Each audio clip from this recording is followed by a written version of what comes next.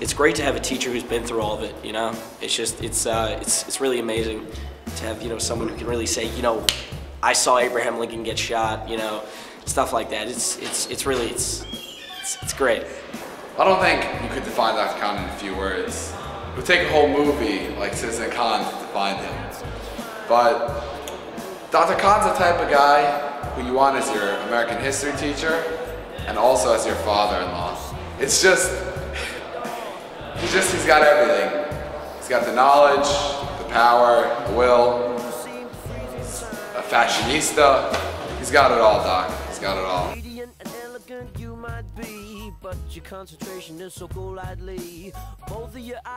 He's like a walking rainbow.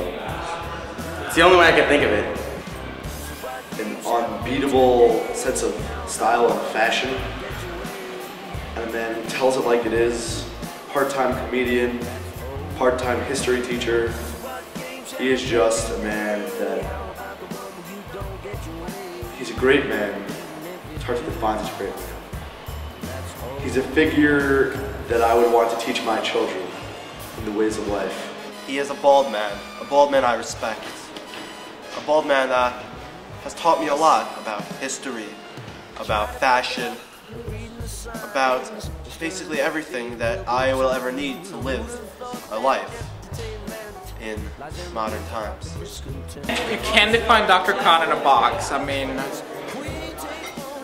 Hi, my name is David Ewer and I'm here to define Dr. Cahn. It's funny because I've had him for about a year now. And it's really hard to figure this guy out because he's one of a kind. He makes himself, what would you say, Professor Pete?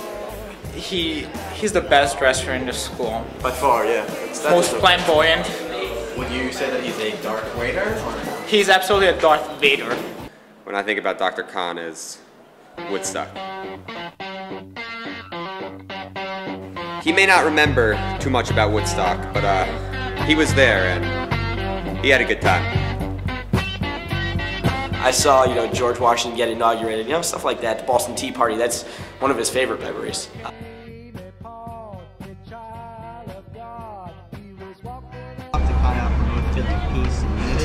Well, Woodstock is, that's something that, I teach all the students that Woodstock was something apolitical, and much of the counterculture was really not political, it was very apolitical. And when you talk about the counterculture and you talk about the New Left movement, sometimes you talk about two very separate things, although they tend to blend together. But when you go to, the music that we listen to, some of it was not very political at all. It was, there was a social consciousness, of course, but a lot of it was just very hedonistic and had nothing to do with political life.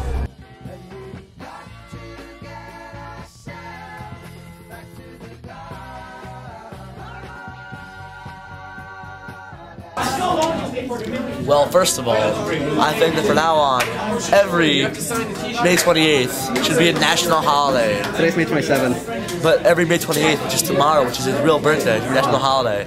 I'd call it Cahn Day. Say like Monday or Tuesday, Cahn Day. And I was fortunate enough to have some really fantastic high school teachers. Yes. And then I think that was the first great impression on me.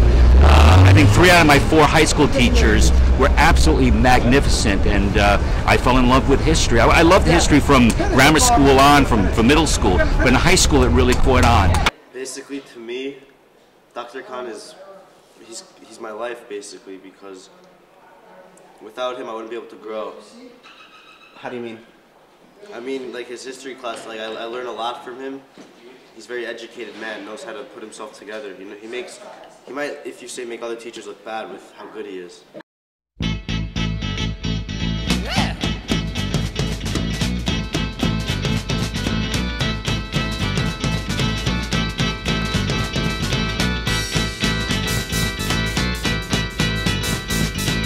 Come on, come on, come on, come on now.